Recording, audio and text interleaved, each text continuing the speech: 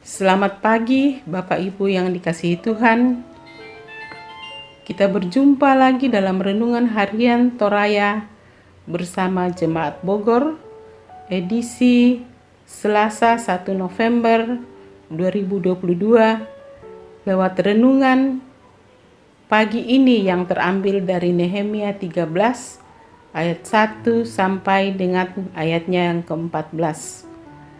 Sebelum kita merenungkan akan firman Tuhan, mari kita mohon tuntunan Roh Kudus dan kita berdoa. Kita berdoa. Ya Tuhan, Bapa kami dalam surga, Bapa yang selalu mengasihi kami, pada pagi ini sebelum kami memulai aktivitas kami akan membaca dan merenungkan akan firman-Mu. Biarlah firman-Mu menjadi suluh dan pedoman bagi kami untuk melangkah dan mengawali semua aktivitas kami pada pagi hari ini, dimanapun Tuhan tempatkan kami. Turunlah ya Roh Kudus, menyertai kami pada saat ini, tenangkan hati dan pikiran kami. Ampuni segala salah dan dosa kami. Dalam nama Tuhan Yesus, kami berdoa. Pembacaan firman Tuhan terambil dari Nehemia 13 ayat 1 sampai dengan ayatnya yang ke-14. Kesetiaan Nehemia kepada hukum. Pada masa itu, bagian-bagian daripada Alkitab bagian daripada kitab Musa dibacakan dengan didengar oleh rakyat.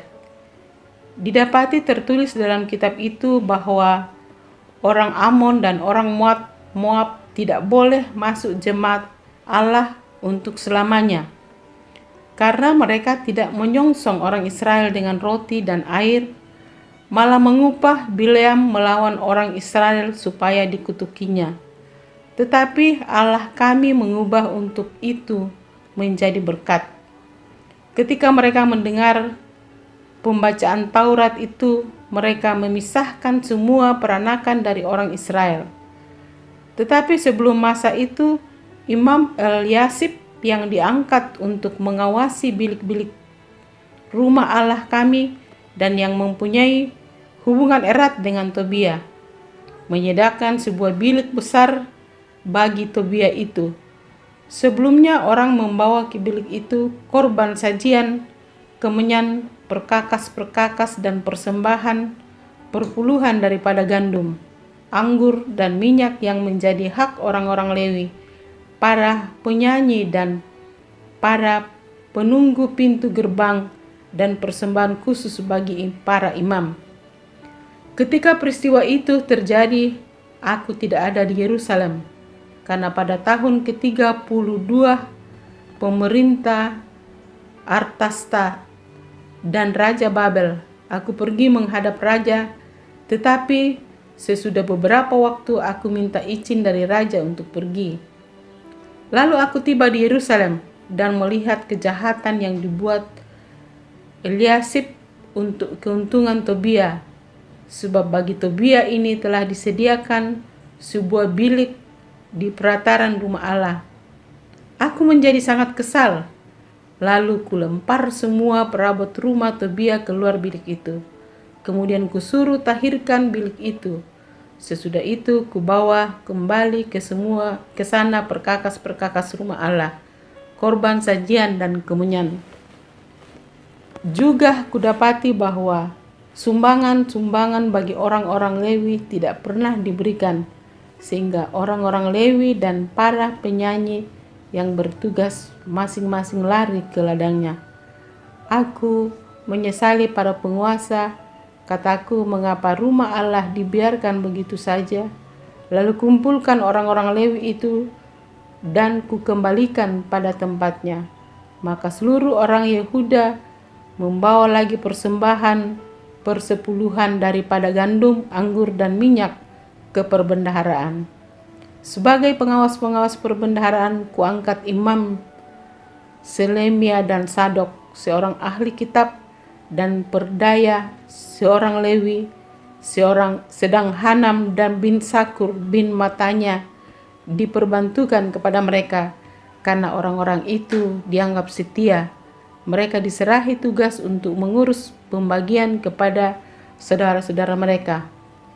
Ya Allah, ingatlah kepadaku karena hal itu dan janganlah hapuskan segala perbuatan bakti yang telah kulakukan terhadap rumah Allahku dan segala pelayanan di dalamnya. Amin. Judul renungan kita pada hari ini, Ya Allahku, ingatlah kepadaku. Kilalaina, oh kapanombanku. Saudara-saudara yang dikasihi Tuhan, bagaimana sikap kita jika menyaksikan persekongkolan jahat antara oknum pendeta dan oknum penguasa? Mungkin ada yang diam karena akrab dengan salah satu oknum, atau mungkin ada yang pergi menjauh, tidak mau ambil pusing, serta mungkin ada yang menunjukkan sikap tegas menolak kejahatan persekongkolan itu. Tampak bahwa penyalahgunaan relasi kekuasaan antara Imam Eliasib dan Tobia dipakai untuk menguntungkan kelompok mereka saja. Nehemia tidak diam dan tidak menghindar, bahkan ia melihat simbol kekudusan Allah dicemari dengan praktek kolusi. Saudara-saudara, perikop ini menyoroti oknum imam dan oknum pemerintah, bahkan kita semua yang mencoba menyalahgunakan wewenang demi keuntungan kelompok sendiri. Eliasib sebagai imam besar bersama Tobia, yang kalau sekarang jabatan gubernur, berkolusi sehingga menyebabkan tersingkirnya kaum Lewi. Para penyanyi dan penjaga gerbang Nehemia dengan tegas melemparkan perabot Tobia dari rumah Allah, kemudian mengembalikan para petugas rumah Allah yang setia. Selanjutnya, mengembalikan hak-hak mereka yang selama ini disabotase oleh Imam Eliasib dan Tobia.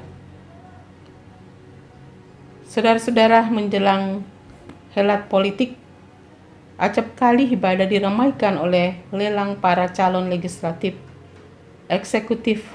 Akibatnya tidak ada ruang bagi mereka yang lemah secara finansial. Persembahan mereka terpinggirkan. Saudara-saudara yang dikasihi Tuhan, gereja tidak boleh digunakan untuk kelompok atau orang tertentu untuk mengambil keuntungan. Kita semua adalah gereja. Oleh karena itu, jika gereja tidak lagi mencari kerajaan Allah dan kebenarannya, maka kita perlu bercermin pada sikap dan tindakan Nehemia. Bencana terdahsyat adalah ketika Allah berpaling dan melupakan kita. Mari kita berdoa.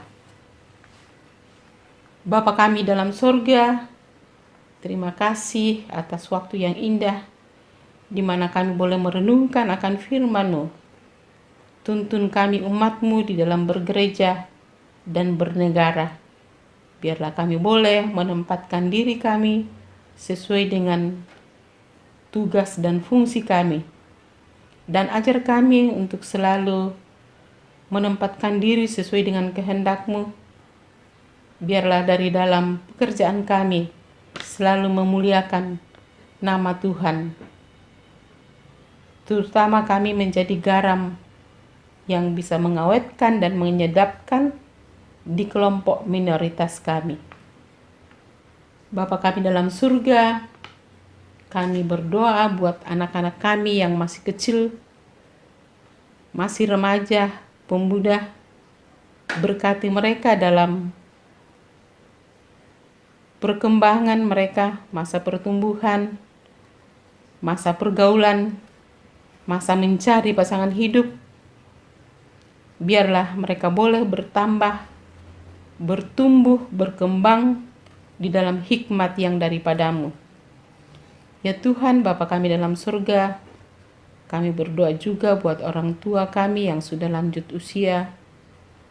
Berkati dan sertai mereka dalam kehidupannya, berikan kesehatan, biarlah boleh menikmati masa-masa indah, masa-masa tua bersamamu, dan senantiasa bersyukur. Lewat bersyukurnya mereka menikmati kebahagiaan ini. Bapa dalam surga, keluarga jemaat yang sakit, Tuhan jamah dan pulihkan mereka. Saudara-saudara kami yang berduka karena kehilangan, ditinggalkan orang-orang yang terkasih, hiburkan mereka Tuhan dengan kasih setiamu, agar mereka boleh terlepas dari rasa duka. Tuhan, Bapa kami dalam surga, jemaat yang bersuka cita karena ulang tahun, pertambahan usia, ulang tahun pernikahan, mendapatkan pekerjaan baru, mendapatkan pasangan baru, lengkapi sukacita mereka, berkati kesukacitaan mereka Tuhan, agar boleh menikmati hidup dan kebahagiaan daripadamu. Bapa dalam surga, inilah doa syukur dan harapan-harapan kami. Dengarkan dan sahutilah ya Tuhan. Ampuni segala salah dan dosa kami. Dalam nama Tuhan Yesus, kami berdoa dan selalu mengucap syukur kepadamu. Amin. Demikianlah renungan kita pagi ini yang akan menjadi tuntunan kita untuk memulai segala aktivitas kita pada hari ini. Selamat bekerja. Tuhan memberkati dan menyertai kita semua. Shalom.